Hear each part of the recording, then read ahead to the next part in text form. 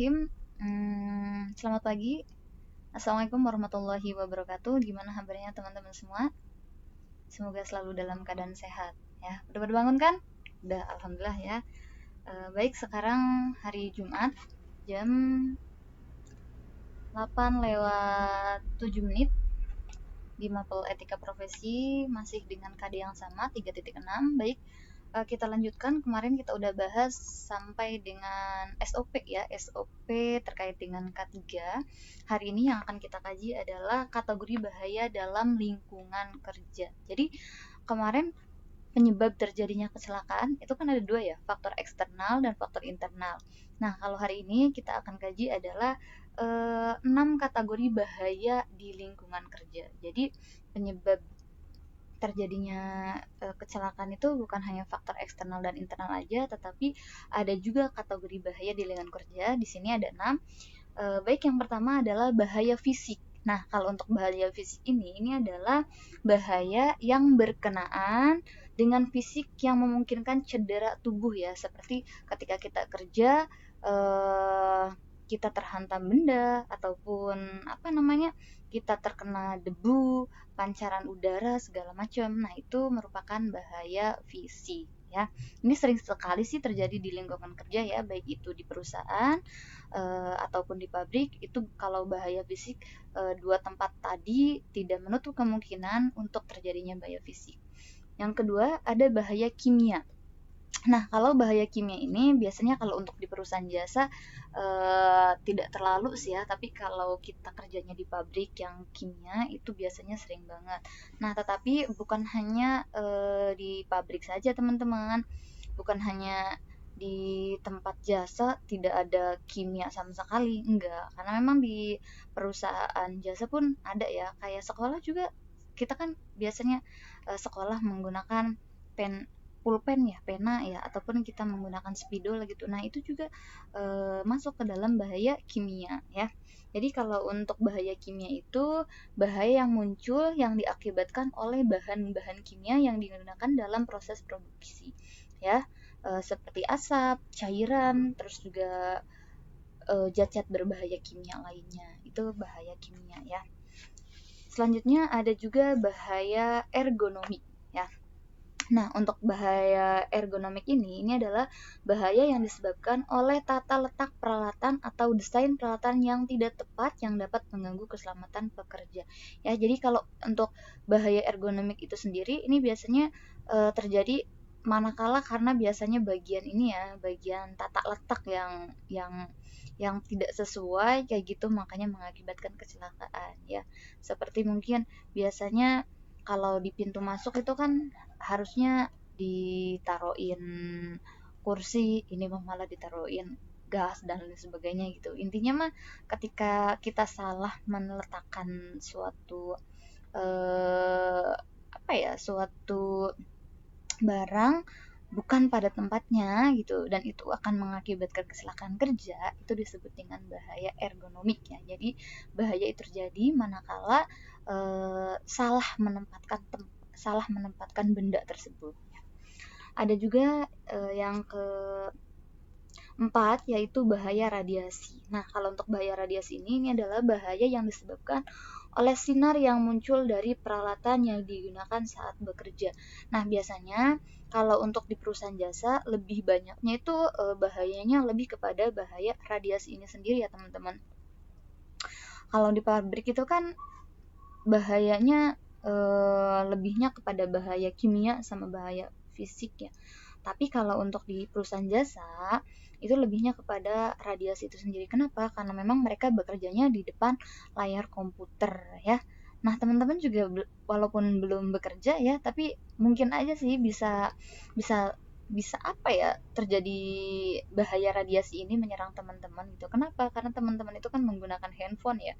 Menggunakan handphone yang notabene lebih dari 1 jam dan mungkin bahkan lama sekali menggunakan HP tersebut. Nah, itu bisa bisa menyebabkan bahaya radiasi pada tubuh teman-teman semua ya. Jadi itu merupakan bahaya radiasi ya di tempat kerja, di perusahaan jasa itu paling banyaknya bahaya radiasi ini ya. Jadi harus lebih hati-hati lagi aja sih. Selanjutnya yang ke 5, di sini ada bahaya psikologi. Nah, bahaya psikologi ini adalah kaitannya dengan mental ya, seperti tertekan dalam bekerja. Nah, sebenarnya di dalam ketika teman-teman nanti kerja ya di salah satu perusahaan, entah itu perusahaan jasa ataupun di perusahaan manufacturing kayak gitu, teman-teman semua nggak lepas daripada resiko tertekan di tempat kerja ya, karena memang mau dimanapun sepertinya kita itu selalu menemukan orang-orang yang rese dalam hidup kita kayak gitu. Nah, itu juga bisa mengakibatkan terjadinya bahaya psikologi ya, apalagi kalau di tempat kerjanya yang bosnya ataupun atasannya itu menggunakan kalimat-kalimat kasar dalam keseharian berbicaranya gitu. Itu akan mengganggu mental kita ya. Selain dari kitanya capek kerja kayak gitu tuh, ditambah lagi dengan asupan-asupan kalimat-kalimat yang enggak baik banget gitu untuk tubuh kita gitu. Nah, itu akan mengakibatkan bahaya psikologi teman-teman ya. Jadi nanti dengan sebenarnya bahaya psikologi ini mungkin terkesannya remeh ya, nggak menyerang fisik kayak gitu, tapi menyerangnya mental. Nah, kalau yang terserang udah mental itu sendiri, maka nanti produktivitas kerja pun akan semakin menurun ya. Jadi banyak perusahaan-perusahaan besar yang memang lebih fokus untuk membahagiakan karyawannya terlebih dahulu ya. Karena memang ketika si karyawan ini senang, maka secara otomatis produktivitasnya pun akan semakin meningkat ya.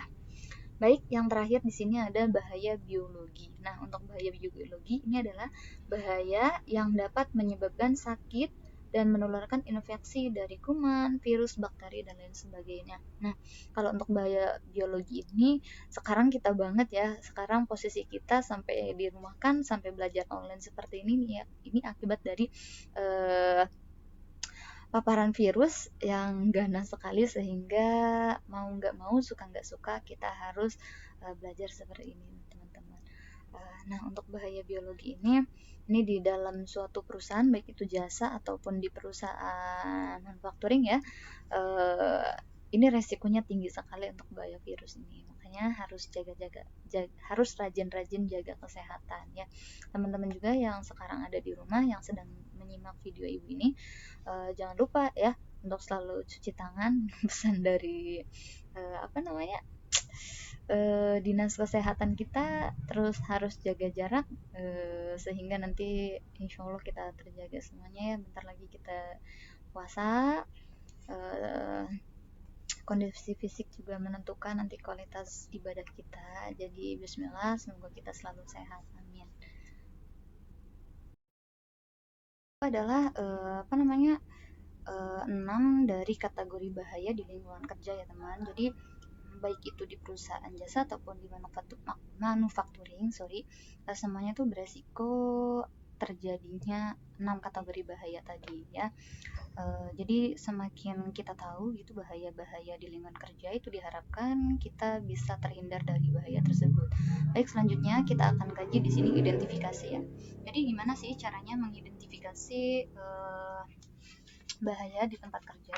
Untuk mengidentifikasi bahaya di tempat kerja, di sini ada yang pertama adalah melakukan survei keselamatan kerja ya, dengan kita melakukan survei ya di lingkungan kerja.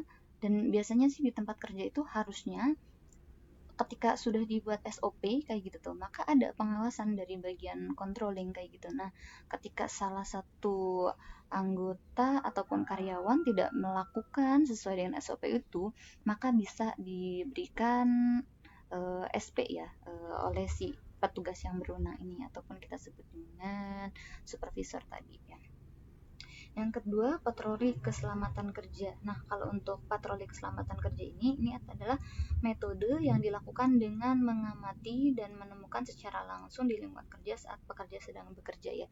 Jadi, yang tadi itu bagian supervisor tadi itu melihat, memantau di tempat kerja apakah ada apa ya, yang biasanya membuat kecelakaan itu terjadi gitu. Ketika memang di situ ada apa ya, ada suatu yang bisa memicu terjadinya kecelakaan tadi, maka diharapkan itu bisa dilaporkan sehingga bisa dijadikan bahan evaluasi biar tidak terjadi kecelakaan berulang-ulang ataupun beruntut-runtut di tempat kejadian itu. Kenapa? Karena memang semakin banyak korban di tempat kerja, maka berarti kesehatan tempat kerja tersebut itu tidak baik dan itu mengakibatkan nanti defisit di perusahaan tersebut. Kenapa? Karena memang si perusahaan akan membayar biaya lebih untuk para pekerjanya gitu. Dan itu kelamaan kalau terjadinya bukan 1 2 dan ataupun bukan 1 2 hari, banyak kayak gitu tuh yang terjadi kecelakaan, maka itu akan mengakibatkan kerugian bagi perusahaan tersebut ya. Makanya perusahaan juga nggak mau rugi dengan menjaga keselamatan kesehatan daripada para karyawannya ini ya. Yang ketiga yaitu pengembalian sampel keselamatan kerja ya. Jadi untuk ini adalah tujuannya untuk melihat satu aspek keselamatan dan keselamatan saat suatu identifikasi bahaya itu terlihat lebih rinci kayak gitu ya. Jadi dengan adanya pengamatan yang poin kedua itu, maka kita ambil sampelnya gitu, sampel pekerjaan yang tidak berbahaya, terus juga sampelnya seperti apa biar si pekerja ini dan semuanya akan terlindungi ya. Yang keempat, audit keselamatan kerja. Ini adalah cara yang dilakukan untuk inspeksi tempat kerja secara teliti dengan mengidentifikasi semua jenis bahaya ya. Jadi, jenis bahaya itu diidentifikasi dengan petugas yang sudah berwenang kayak gitu tuh, agar bahaya itu bisa teridentifikasi secepat mungkin, bisa tercatat sehingga tidak terjadinya kecelakaan.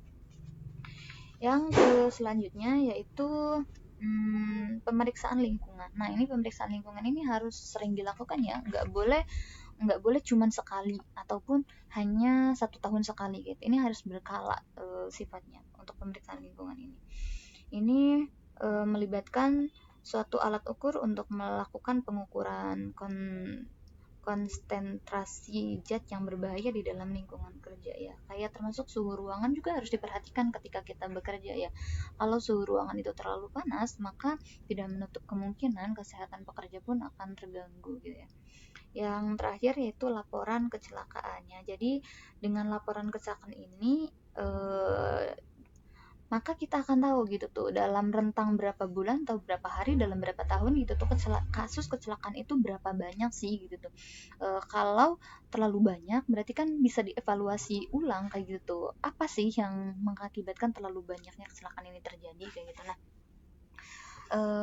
dengan adanya laporan kecelakaan tadi itu sangat membantu sekali untuk para stakeholder ataupun pemangku kebijakan untuk mengambil langkah apa yang akan diambil agar terjadinya efektivitas dalam bekerja ya. Ini adalah KD terakhir, pertemuan terakhir di KD 3.6. Insya Allah nanti minggu depan kita lanjutkan dengan pembahasan berikutnya. Semoga teman-teman bisa menyimak dan bisa memahami apa yang tadi Ibu sampaikan. Kurang lebihnya mohon maaf. Akhir kalam, wassalamualaikum warahmatullahi wabarakatuh.